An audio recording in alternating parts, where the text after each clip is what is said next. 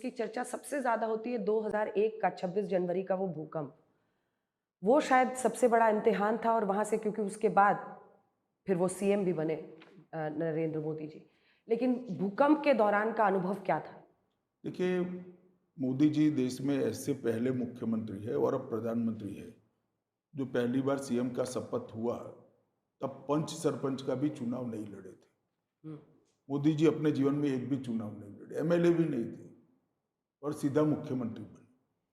तो वो व्यक्ति जो कभी एक चुनाव नहीं लड़ा है, कभी एडमिनिस्ट्रेशन के अंदर सर नहीं खपाया है, इसको गुजरात जैसा समृद्ध राज्य चलाना बहुत बड़ी चैलेंज थी। हुँ, और मुझे बरोबर याद है मोदी जी नवरात्रि के आसपास मुख्यमंत्री बने, नवरात्रि के पहले या दूसरे दिन ही बने। और दीपावली में, हुँ, दीपावली के पहले उन्होंने पूरी योजना बना दी। भूकंप के क्षतिग्रस्त विस्तार सबको बूझे याद है, मगर अहमदाबाद तक भूकंप था। लगभग 18 जिले भूकंप हुँ, से क्षतिग्रस्त जिले थे गुजरात के। मोदी जी जब संगठन का काम दिल्ली से करते थे तब भी बूझ जाते थे।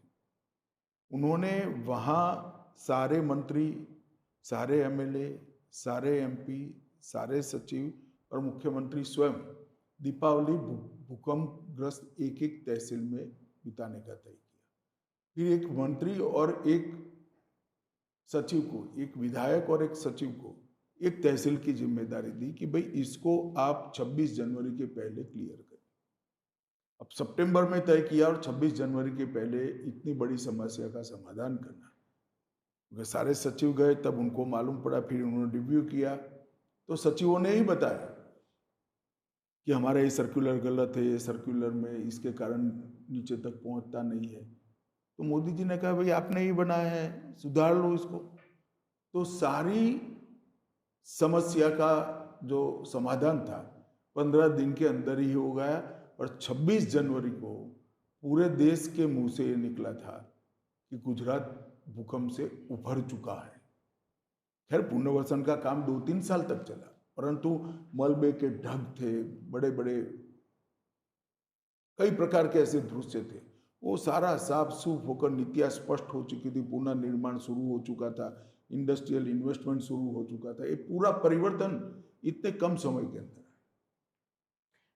अब वापस दिल्ली में आते हैं क्योंकि आप अध्यक्ष उस वक़्त बने और आपके नेतृत्व में 2019 का चुनाव लड़ा गया, 303 सीटें आईं। लेकिन फिर ये फैसला कि अब आप गृह मंत्री बन जाइए।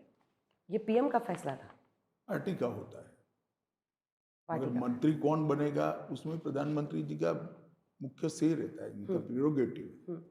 और फिर उसके बाद से जितने बड़े ये फैसले थे, वो सब फैसले लेने का मतलब ऐसा था क्या कि इस बार हमें बहुत अच्छी मेजॉरिटी मिली है, अपने दम पर 303 है, तो जो हमेशा से बीजेपी के मैनिफेस्टो में रहते थे, वो सारे काम एक के बाद और उसी दौरान ट्रिपल तलाक कानून वाल भी आया। तो ये फैसला था क्या नहीं आप दोनों देखिए, का? ये सारे काम कभी ना कभी होने थे। श्यामा प्रसाद मुखर्जी जब अध्यक्ष थे तब से सारा हमारा एजेंडा था।